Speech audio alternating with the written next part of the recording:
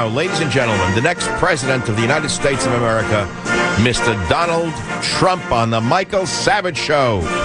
Mr. Trump, welcome to the Savage Nation. Well, thank you very much, Michael. Well, you know what an honor is for me. Big question, would you appear at the Fox debate if Megyn Kelly is the moderator? I hope not. Well, we're looking at it. I don't think she can be fair. I never thought she was a good professional, but we're looking at it. We'll see. I mean, I want to do it. I love the debates. You know that I've won. In fact, you've told people I've won, according to every poll, I've won all 5 debates. And actually, I guess we've had 6.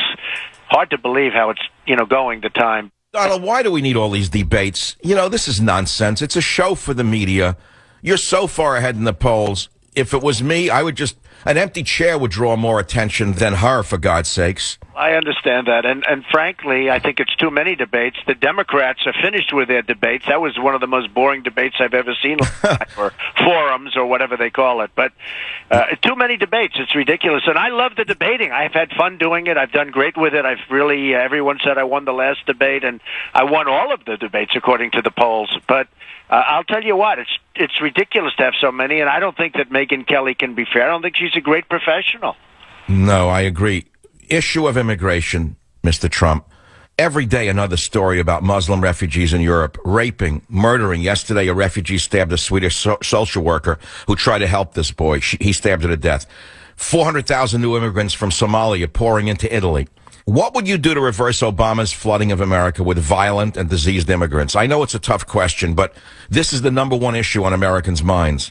Not a tough question for me at all. Number one, I wouldn't have them come in, but if I win, I'm going to send them back. And I told everybody, sending them back. They have to go back. We have no idea where these people came from. They're young, they're strong. In many cases, they're men's. When you look at the migratory lines, when you look at the big migration, so many men, so many strong men. You almost say, why aren't they back fighting for their country? And we have no idea where they come from, Michael. We have to send them back. We have no choice. We have a country that's a mess. Look what's happening to Germany. Look what's happening to Brussels, places that never even thought of this stuff. And I don't know what's wrong with their leaders. At least we're not the only ones that have terrible leaders. I mean, what's wrong with their leaders? They're destroying Europe. Yes, and it's a terrible future for all of us. Number 3, military defeating ISIS. Mr. Trump, Obama just appointed another non-military man to run the Defense Department. We are at war with radical Islam. Everyone with a brain knows that. Would you agree on this show to only appoint a combat experienced veteran as defense secretary? For example, I could recommend Senator Tom Cotton for the job. A great man, war veteran, put to the back of the bus by the Republicans. What do you think of that idea? Well, I think it makes sense. I mean, you're dealing with the military. You should certainly have a military person. We're looking for the next George Patton. We're looking for the next Douglas MacArthur. I mean, we have great people. When you look at West Point and Annapolis and the Air Force Academy, we have unbelievably smart, tough cookies in there. You understand? We're not using them. We're not using our best in our finance. We have to find the next Patton. We have to find the next MacArthur. We have to get people. I watched a couple of the generals being interviewed, always being interviewed. Yeah. And I'm saying, why are generals being interviewed to start off with, okay? Yeah. And I'm saying, they were talking about ISIS like, it's difficult and it's difficult. This was one of the generals leaving. And, as he was leaving service. And frankly, I think they should prohibit it because it actually gives ISIS and these enemies of ours, it gives them power when they hear the way they talk. So we need the right attitude. We have absolutely the wrong people and the wrong attitude. But we do have great people in there. We have to find out who they are, and that's what I'm very... Senator Tom Cotton would be my recommendation when I'm in your kitchen cabinet. Mr. Trump, Bernie Sanders worries me. He is a naked far-left radical, some would say communist. He has been so his whole life. I know the exact type from New York's delicatessens and streets. And yet, this crazy man is rising in the polls because he promises everything to everyone. What would you say to my audience about Bernie Sanders, and how would you overcome the hordes of poor and immigrants who hate the rich? Well, I think what's happening with Bernie Sanders, he's probably a communist. He wants to make your taxes at 90%. He wants to give everything away, but he's not giving anything away. He's going to destroy the fabric of what we are, and ultimately everyone's going to pay the biggest price of all. But, you're talking about even Hillary Clinton, I noticed the other day, was saying, you can't pay for this. We're going to have to double taxes. I mean, you would literally have to double, triple, quadruple taxes if you were going to do the kind of crazy things that he wants to do. So probably he's not going to make it. It's hard to believe that he's going to make it. If he did make it into the election, I think I'd be very happy if I were the one, on the other side. I just can't believe that this country is ready for socialism or communism, because it's pretty close to communism, some of the things he wants to do. I've said that I pray he wins. In fact, I may support his campaign, because if it was capitalism, Donald Trump, versus communism, Bernie Sanders, let's call it like it is, it's an 85-15 victory for you. Be the greatest landslide in history. The last question of this series, and I know you're super busy, and I know how important it is for me and my listeners that you came on the show today, going into the primaries on Saturday. And it's a tough question for me, but I've had people call me and say, I don't like Donald Trump, he's a bully. And what I say to them, we need a tough negotiator to beat our enemies. Americans have been wimped down and think we need a nice guy like Mr. Rogers in the Oval Office. Mr. Trump, how will you appeal to all of these brainwashed fools who thinks that we need a wimp in the White House?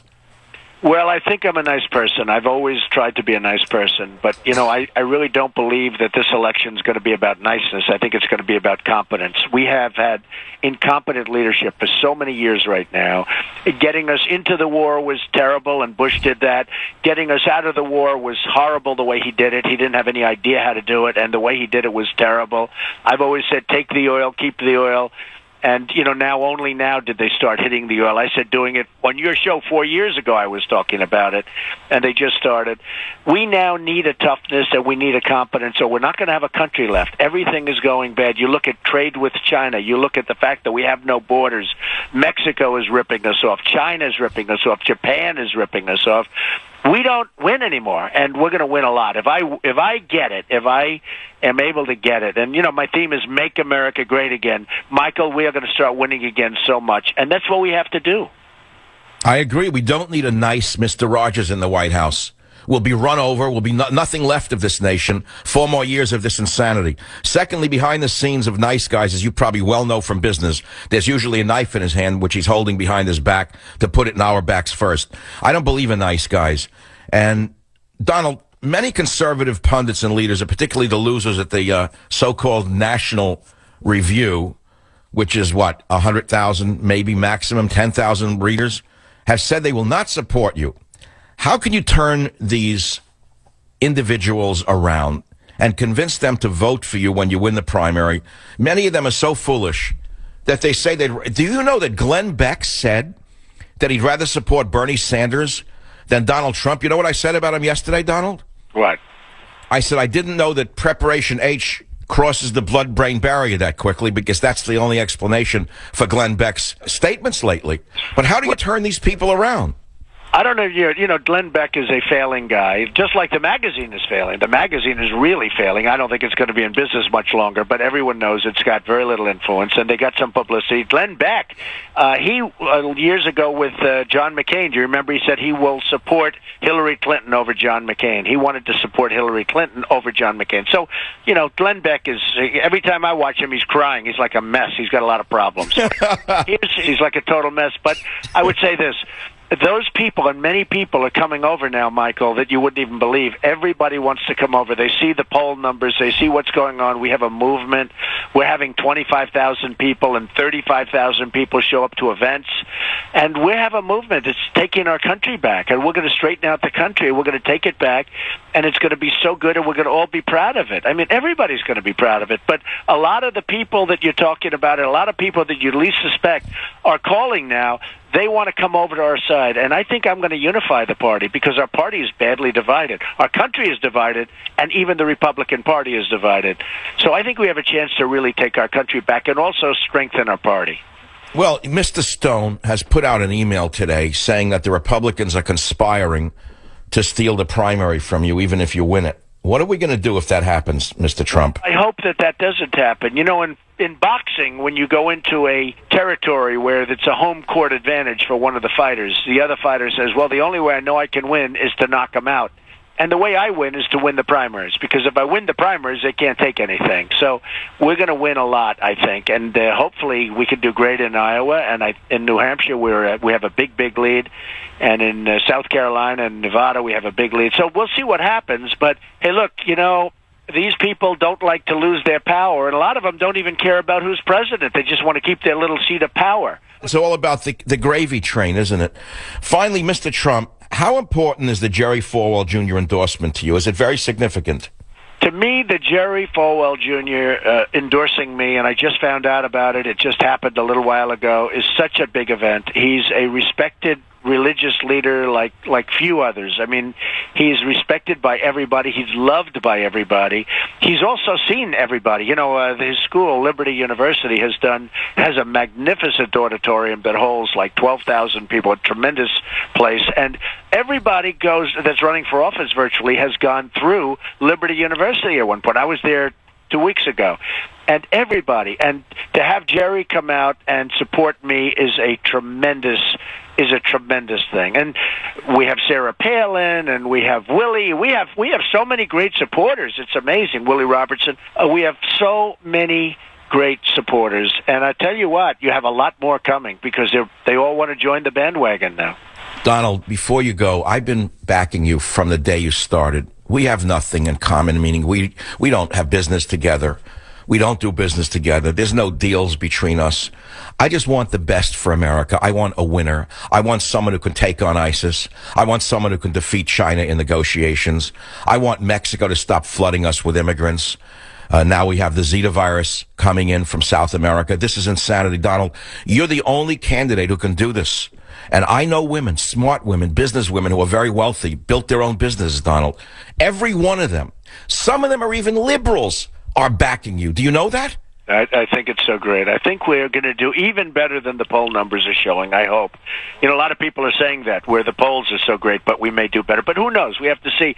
Hey, look, I'm working hard, and a lot of people are working hard, and we have such great support, but we still have to get there, and I don't want to take anything for granted. I always like to say there's a long way to go, but I will say this, just to finish off. If I get there, you will be very proud, and you have been an original backer from a long time ago, and I appreciate it, Michael, and I'll never forget it.